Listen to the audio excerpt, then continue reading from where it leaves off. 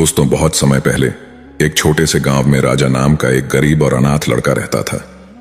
बचपन में ही उसके माता पिता का निधन हो गया था और वह अपने चाचा चाची के पास रहने लगा। लेकिन उसके चाचा चाची उसे हमेशा ताने देते और अपमान करते। चाचा कहते, तू हमारे घर पर बोझ है, ना कोई काम का ना पढ़ाई में अच्छा। राजा के लिए यह समय बेहद कठिन था। उसके दोस्त स्कूल जाते थे और वह दूसरों के खेतों में काम करके या मवेशियों की देखभाल करके अपना पेट भरता था।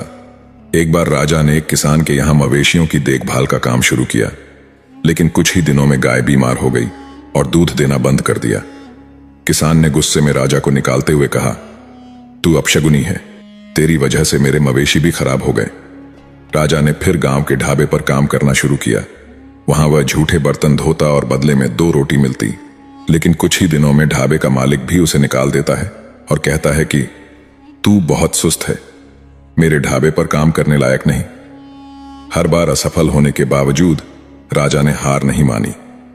जब भी उसे अपमानित किया जाता वह खुद से कहता, अगर मैं हार मान लूं तो मेरी जिंदगी हमेशा ऐसी ही रहेगी, मुझे लड़ना होगा। एक रात जब राजा भूखा प्यासा गांव के तालाब के पास बैठा था, उसने आसमान में एक चमकता तारा देखा। उसे लगा जैसे यह तारा उसे संकेत दे रहा हो।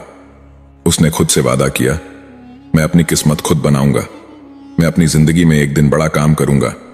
अगले दिन राजा ने गांव छोड़कर शहर जाने का फैसला किया। वह पैदल ही शहर की ओर निकल पड़ा।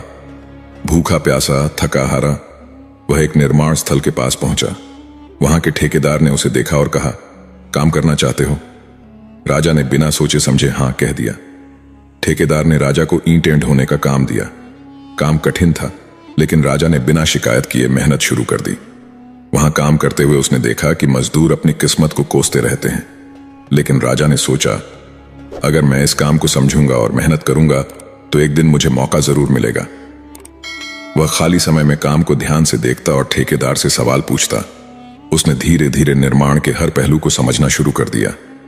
एक दिन जब ठेकेदार ने उसे बड़ी जिम्मेदारी देने से मना किया, राजा ने कहा, मुझे एक बार मौका दीजिए, अगर मैं असफल हो गया तो मुझे हटा दीजिए।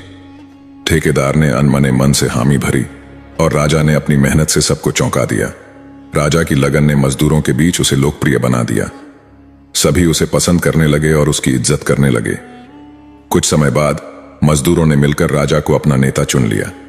नेता बनने के बाद राजा ने मजदूरों के लिए बेहतर परिस्थितियां बनाई और ठेकेदार से निर्माण के हर पहलू को सीखना शुरू किया।